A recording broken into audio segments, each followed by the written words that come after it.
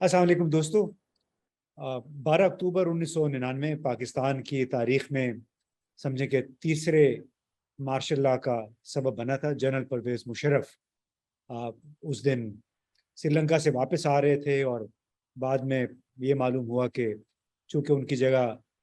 नवाज शरीफ साहब ने जनरल ज़ियाउद्दीन भट्ट को आर्मी चीफ लगाया था, तो उसके रिएक्शन के तौर पे एक बगावत हो गई। हालांकि जनरल परवेज मुशर्रफ अभी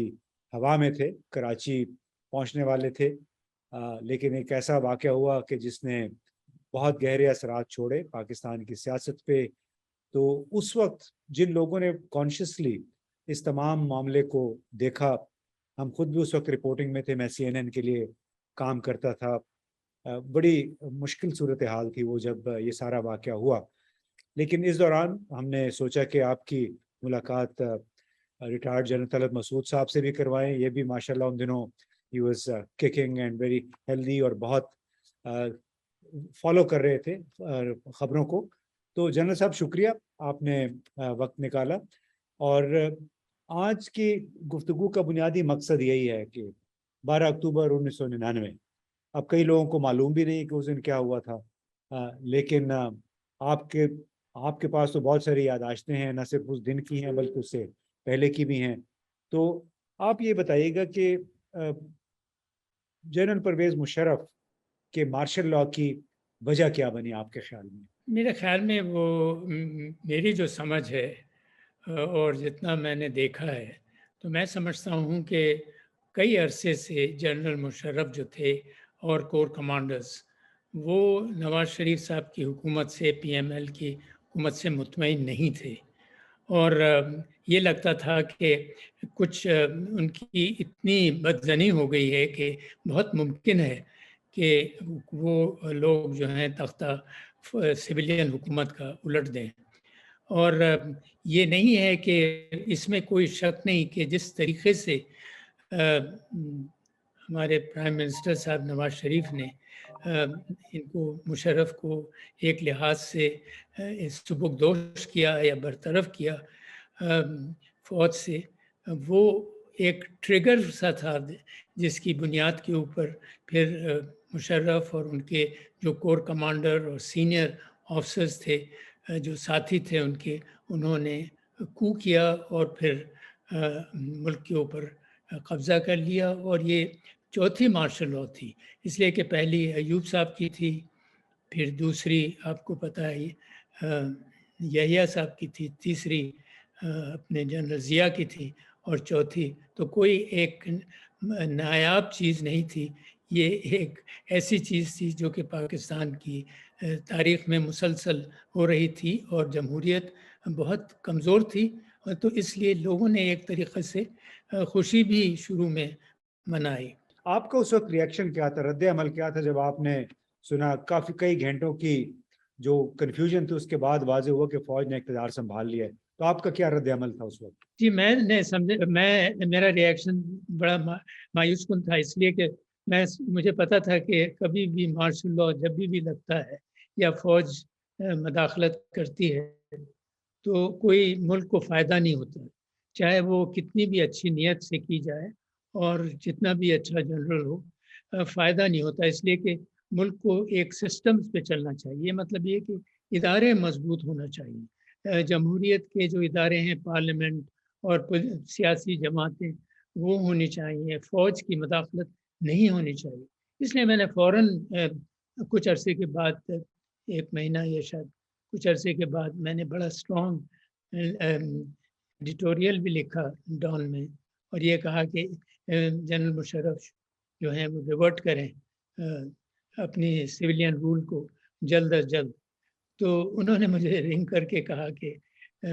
अभी तो हम आए हैं तो आप चाह रहे हैं कि हम चले जाएं, बल्कि जावेद जब्बार साहब ने उनका मैसेज मुझे दिया कि आप। तो मैंने कहा नहीं, ये हमने देख लिया है तारीख में कि वो तो शुरू में तो सब खुश होते हैं और बड़ी तारीफ होती है और काम भी ठीक होता है, लेकिन ये सिस्टम ही गलत है और ये तरीक़ेकार ही गलत है। बहरहाल एनीवे, ये मेरा फर्स्ट रिएक्शन था। लेकिन मेरे ताल्लुकात जनरल मुशर्रफ से बहुत पुराने थे। मैं उसी फॉर्मेशन में था جس میں جنرل مشرف ایک جونیئر آفیسر تھے، میری ظاہر ہے عمر زیادہ ہے اور سروس بھی زیادہ تھی، تو یہ میجر تھے، میں کرنل تھا اس بٹالین میں اور وہ آرٹلری کے میجر تھے، تو مجھ سے ان سے اس زمانے کے تعلقات ہیں اور ایک طریقے سے بھی تعلقات بھی تھے، تو مجھے جی آپ کے ساتھ آپ کو پیغام بھی آیا ان کا، انہیں کہا کہ جی ابھی تو ہم آئے ہیں، کیسے چلے جائیں، تو آپ کہ اس کے بعد انہوں نے آپ کے حوالے کچھ کام بھی کیا تھا کوئی اکاؤنٹیبلٹی کا، اور اس میں شاید وہ آپ کی طبیعت سے میل بھی نہیں کھاتا تھا کیونکہ آپ کے خیال میں اس پہ کوئی کمپرومائز ہو گیا تھا، وہ ذرا قصہ بتائیے۔ جی میرے خیال میں ان کو میرے بارے میں کافی علم تھا اور یہ چاہ رہے تھے، بلکہ مجھے وہ چاہ رہے تھے کہ کافی کوئی اہم میرے خیال میں اپوائنٹمنٹ بھی شروع میں دی جائے، لیکن ظاہر ہے وہ مجھ سے بڑے مایوس ہو گئے، اس لیے کہ میں نے ہر چیز میں یہ مخالفت کی کہ آپ یہ پریزیڈنٹ یا چیف مارشل لا ایڈمنسٹریٹر نہیں رہ سکتے، اس لیے کہ فوج کا یہ کام نہیں ہے۔ تو آپ کو پتہ ہے میں نے اس کے اوپر کبھی ساری عمر کمپرومائز نہیں کیا ہے، خاص طور سے جب سے ریٹائر ہوا ہوں۔ جب فوج میں تھا تو کوئی ہمارے بس نہیں چلتا تھا، لیکن جس دن سے میں نے ریٹائر ہوا ہوں تو اس لیے وہ پھر ظاہر ہے ہماری ان سے ناراضگی ہو گئی، وہ مجھ سے خفا ہو گئے، حالانکہ جیسے میں نے آپ کو کہا پہلے بھی کہ میرے ان کے تعلقات بہت اچھے تھے اور ہر لحاظ سے اچھے تھے، اور بہت ممکن تھا کہ اگر وہ شاید میری بات سن بھی لیتے تو ان کو فائدہ ہی ہوتا۔ لیکن دیکھیے ہمارا تجربہ یہ ہے کہ جب فوجی حکمران جو ہیں وہ کنٹرول کرتے ہیں ملک کو، تو وہ کسی کی بات نہیں سنتے ہیں اور وہ پھر یہ سمجھتے ہیں کہ ان سے زیادہ کوئی عقل مند یا ان سے زیادہ کوئی سمجھدار جو ہے وہ اور خیر خواہ ملک کا کوئی نہیں ہے، اور پھر وہ ظاہر ہے آپ ایک دفعہ کو کر دیں تو پھر یہ بھی ڈرتے ہیں کہ کہیں ہم جائیں تو پھر ہمارے خلاف مقدمہ ہو سکتا ہے اور ہمیں بڑی بری سزائیں بھی مل سکتی ہیں۔ تو اس لحاظ سے ہم نے یہ دیکھا ہے کہ پھر وہ رہتے ہیں جب تک وہ ممکن ہو سکتا ہے، اور یہی ہوا کہ وہ تقریباً میرے خیال میں 11 سال حکومت کرتے رہے۔ تو یہ بتائیے کہ آپ کی نظر میں وہ کون سا ایسا سمجھوتا تھا یا کمپرومائز تھا جو کہ پاکستان کے لیے بہت نقصان دہ ثابت ہوا؟ یعنی ایم کیو ایم کے ساتھ انہوں نے جو انگیجمنٹ کی، پھر کرپشن کے ایشو پہ، پھر اس کے بعد چودھری شجاعت حسین، چودھری پرویز الہی، ان کے ساتھ انہوں نے بڑے تعلقات بنا لیے تھے، تو آپ کیا سمجھتے کہ ان میں سے کون کون سے ایسے امور تھے جس پہ جنرل پرویز مشرف نے کمپرومائز کیا اور جو لانگ ٹرم میں پاکستان کی سیاست کے لیے، پاکستان کی گورننس کے لیے نقصان دہ ثابت ہوا؟ ایک تو یہ ہے کہ جو بڑی سیاسی جماعتیں تھیں ان کو ٹوٹنے کے لیے انہوں نے جو چھوٹی جماعتیں تھیں اور ایسی جماعتیں جن کے یہ اثر انداز ہو سکتے تھے ان کو انہوں نے اپنایا، اور ایک لحاظ سے انہوں نے یہ بھی کوشش کی بتانے کی کہ میرے ساتھ سیاستدان جو ہیں وہ ساتھ میرا دے رہے ہیں اور میری حمایت کر رہے ہیں اور ان کو پسند ہے کہ میں حکمران رہوں۔ تو میرے خیال میں اس سے یہ ہوا کہ ساری جمہوریت جو پاکستان کی پہلے سے ہی کمزور تھی، پہلے سے ہی فوج کے اثر و رسوخ بڑھ رہے تھے، اور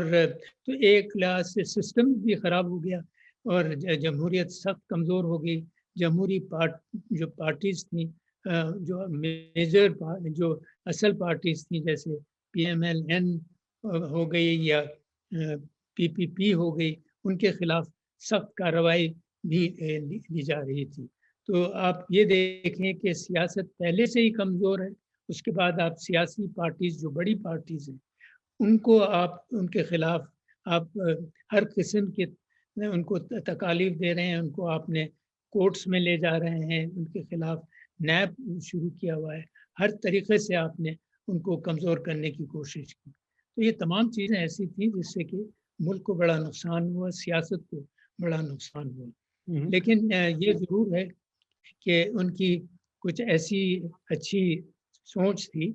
کہ جس میں ایک لحاظ سے وہ یہ کہا جا سکتا ہے کہ جو ملٹری حکمران تھے، فوجی حکمران تھے، ان میں یہ ایک براڈ مائنڈڈ قسم کے لیڈر تھے جن کی سوچ ذرا بہتر تھی اور ان کی کوشش تھی کہ ملک کو بہتر کیا جائے اور دوسرے ممالک سے بھی تعلقات کو بہتر کیا جائے۔ وہ تو درست کہا آپ نے، کئی خواتین کے حوالے سے اور لوکل گورنمنٹ کے جی حوالے سے ان کے زمانے میں نیا سسٹم شروع تو ہوا، لیکن یہ ایک آئرونیکل بات نہیں ہے کہ جو بھی جرنیل آیا انہوں نے کہا کہ ملک میں کرپشن بہت ہے۔ جنرل پرویز مشرف نے بھی کرپشن کو سب سے بڑا پیمانہ بنایا کہ حکومت، سویلین حکومت بہت زیادہ کرپشن میں ملوث تھی اور وہ ملک کو لوٹ کے کھا رہے تھے۔ یہی کام، یہی باتیں ہمیں جو ان کے بعد جرنیل آئے انہوں نے بتائیں۔ لیکن جب آپ جنرل پرویز مشرف کی طرف دیکھتے ہیں، وین یو لک بیک، تو انہوں نے نیشنل اکاؤنٹیبلٹی بیورو بنایا، اس کے تحت جو انہوں نے کام کیے یا انہوں نے کروائے، اور پبلک اکاؤنٹس کمیٹی جو آپ کے حوالے کی تھی، اس میں جس طرح انہوں نے کرپشن کے، پارلیمنٹیرینز کے کرپشن کے معاملات کو دیکھا، تو اس کے بارے میں آپ کیا کہیں گے؟ اس کی ذرا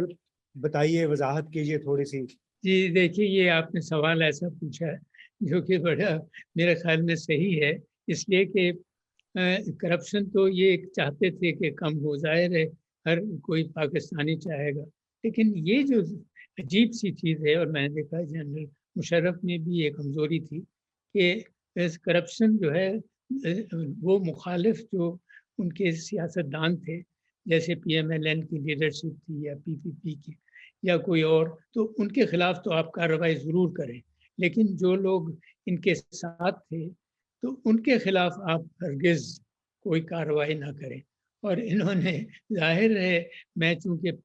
پبلک اکاؤنٹس کمیٹی میں تھا، تو انہوں نے کہا تھا کہ آپ ان کو نہ چھیڑیں، تو میں نے کہا یہ ممکن نہیں ہے، اس لیے کہ میں اگر اس کا ممبر ہوں تو مجھ سے یہ ممکن نہیں ہو سکتا، تو اس لیے مجھ سے تھوڑا سا خفا بھی ہوئے، لیکن ان کو پتا تھا کہ میں تبدیل نہیں کروں گا کوئی چیز جو کہ میں نے فیصلے کیے ہیں یا میری کمیٹی نے فیصلے کیے ہیں۔ اور بیگ صاحب تو ہمارے بڑے معتبر اور بڑے زبردست سول سرونٹ تھے، اور ہمارے پریزیڈنٹ بھی تھے اس کے پبلک اکاؤنٹ کمیٹی کے۔ تو آپ اس سے ہی ظاہر ہوتا ہے کہ جب ایک لیڈر، چاہے وہ فوجی ہو یا سیولین، لیکن اگر اس کا حق نہیں بنتا ہے حکومت کرنے کا اور حکومت کر رہا ہو، تو اس کو مسلسل کمپرومائزز کرنی پڑتی ہے، اور جب وہ کمپرومائز کرتا ہے تو پھر ظاہر ہے تمام ایسے لوگ اس کے ساتھ دیتے ہیں جو کہ ریکارڈ ان کا، جن کا بہت خراب رہتا ہے، یا انہوں نے کوئی ایسی غلطیاں کی ہیں جو وہ چاہتے ہیں کہ اس کے اوپر پردہ ڈالا جائے۔ جی بالکل، آپ نے صحیح کہا جنرل صاحب کہ ہمارے بڑے بڑے حکمرانوں نے، اور بشمول موجودہ حکمرانوں کے، یہی بتایا گیا کہ گزشتہ حکومت میں بہت زیادہ کرپشن ہوئی تھی، اور یہ کہ کرپشن کرنے والوں کا ہم ساتھ نہیں دیں گے۔ جنرل پرویز مشرف نے بھی یہی کہا، جنرل ضیاء الحق نے، اور ان کے بعد ابھی موجودہ صاحبان جو ہیں انہوں نے بھی ہمیں بھی یہ بتایا تھا کہ یہ لوگ کرپشن کے ذریعے ملک کو لوٹ کے کھا گئے ہیں۔ لیکن بڑی دلچسپی کی بات ہے، دلچسپی تو نہیں کہنا چاہیے، افسوس کی بات یہ ہے کہ جن لوگوں کو کہا گیا کہ ہم کرپشن کے معاملے پہ آپ کا ساتھ نہیں دیں گے، انہی کے ساتھ بڑے بڑے پھر معاہدے کر لیے، ایگریمنٹس کر لیے، اور وہی لوگ جو ہیں آج پاکستان پہ دوبارہ حکمران ہیں۔ تو جناب یہ کہانی ہے پاکستان میں کرپشن کی، کرپشن کے نام پہ حکومتیں ختم کی گئیں، بنائی گئیں، لیکن کرپشن ختم نہیں ہو سکی۔ اس کی وجہ آپ سب کو معلوم ہے کہ مفادات ایک دوسرے سے جڑے ہوتے ہیں، جس کے باعث جب کرنچ آور آتا ہے تو پھر کرپشن ختم نہیں ہوتی، بلکہ اس کو امپلیمنٹ کرنے والے شاید ختم ہو جاتے ہیں، کیونکہ وہ بے معنی ہو کے رہ جاتے ہیں پورے نظام میں۔ بہت بہت شکریہ۔